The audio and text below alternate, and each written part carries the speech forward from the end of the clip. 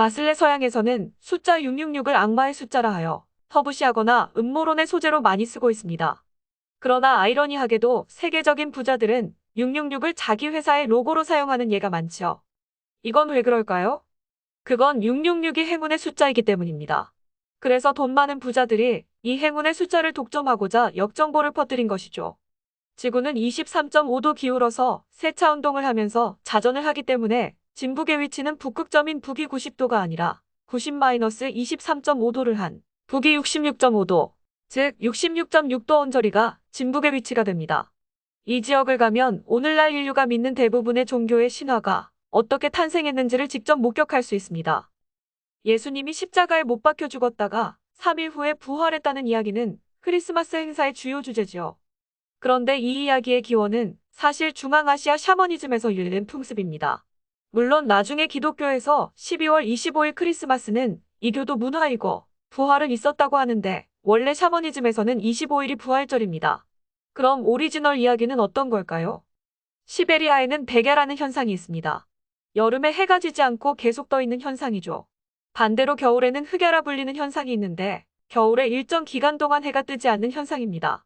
그런데 북위 66.6도 인근에 가면 12월 동지에 해가 며칠간 뜨지 않는 현상이 발생합니다. 지역에 따라 약간의 오차가 있습니다만 대략 12월 중순부터 해가 안 뜨다가 말경에 해가 다시 뜨는 현상이 발생합니다. 그래서 고대에는 시베리아 샤먼들이 동지 때 태양이 죽어 어둠과 추위가 온다고 믿어 태양을 다시 떠올리기 위해 태양신에게 인신공양을 하는 풍습도 있었습니다. 그 대표적인 풍습이 러시아의 니차 축제입니다.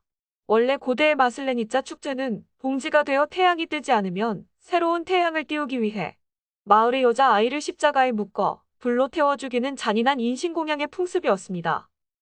그러나 후일 사람을 제물로 바치지 않아도 태양이 뜬다는 것을 알고 인신제사는 폐지됐으며 대신 여자 인형을 태우는 것으로 옛 전통 풍습을 유지하며 과거의 죄에 대해 참회한다는 의미로 기름이 없는 음식을 먹으며 추모를 하고 있습니다.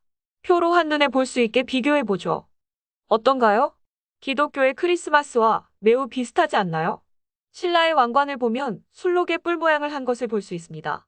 그리고 천마총에서 발굴된 천마도가 그려진 나무판이 시베리아산 자작나무라는 것을 발견했습니다. 한반도 남쪽에 있던 신라 지배계급의 유물에서 시베리아의 문화가 나오는 것은 이들이 중앙아시아 스키타이족으로부터 왔기 때문입니다. 신라에도 러시아의 마슬레니짜와 같이 동짓날 인신공양을 하던 풍습이 있었는지 기록이 없어서 알 수는 없지만 신라에서도 동지를 새해로 인식했습니다. 바로 오늘날 민간에서 말하는 까치 설날이죠. 또한 고대 한국 왕조의 건국 신화를 보면 예수 신화를 연상시키는 신화들이 많습니다. 예를 들면 부여의 시조 동명왕의 탄생 신화를 보면 동명왕의 어머니는 고리국 왕궁에서 시중을 들던 여자였는데 하늘로부터 내려온 기운을 받아 처녀 수태를 하게 되어 남자 아이를 낳자 아이를 돼지우리 마국간에 버려주기로 했으나 오히려 동물들이 아이를 보호해 주었다고 하는 이야기가 있습니다. 예수 신화랑 비슷하지 않나요? 이러한 비슷한 이야기가 중동이나 시베리아, 한국에 있는 이유는 바로 이러한 탄생 신화가 천문현상을 신화화했기 때문에 같은 겁니다.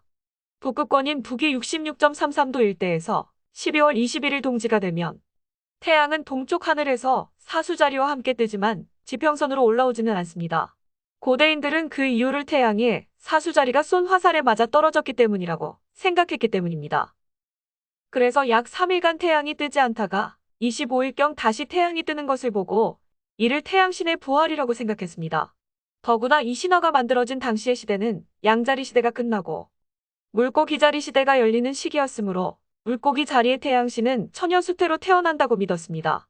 그래서 한국뿐만 아니라 유라시아 대륙의 수많은 건국의 아버지들은 처녀 수태 혹은 과부의 자식으로 태어나는 신화가 많이 있습니다.